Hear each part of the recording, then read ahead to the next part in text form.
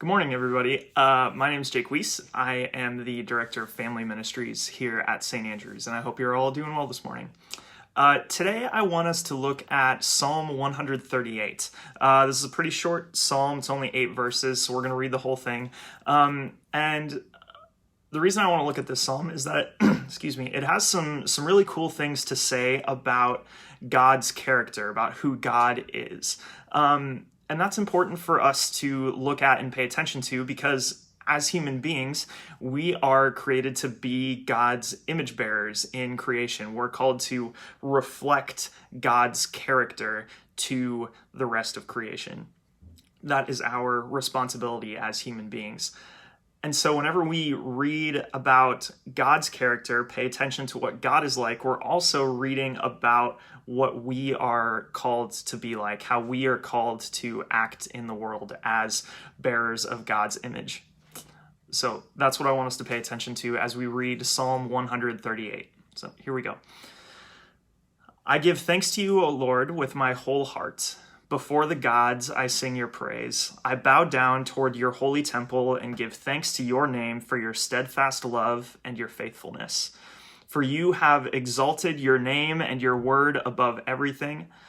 On the day I called, you answered me. You increased the strength of soul, my strength of soul. All the kings of the earth shall praise you, O Lord, for they have heard the words of your mouth. They shall sing of the ways of the Lord, for great is the glory of the Lord. For though the Lord is high, he regards the lowly, but the haughty he perceives from far away. Though I walk in the midst of trouble, you preserve me against the wrath of my enemies. You stretch out your hand, and your right hand delivers me. The Lord will fulfill his purpose for me. Your steadfast love, O Lord, endures forever. Do not forsake the work of your hands. So that's Psalm 138 again. Now, I've been digging into the Psalms a lot more over the past year, just trying to read them more and pay more attention to them, take them more seriously. And the more I read the Psalms, the more I see two really common themes come out about God's character. And we see these really clearly here in Psalm 138 as well. The first theme is that there's this very high view of who God is. God is king above all kings, Lord above all lords. He is God over everything else that humans might call gods. God is the holder of all power. Everything in creation belongs to him. This is a very high, powerful view of God. And along with that, the way that God uses that power, that privilege, that high status, God uses that to pay attention to the lowly people of creation, as it says here. He regards the lowly. He pays attention to people who are oppressed, who are disempowered by human systems.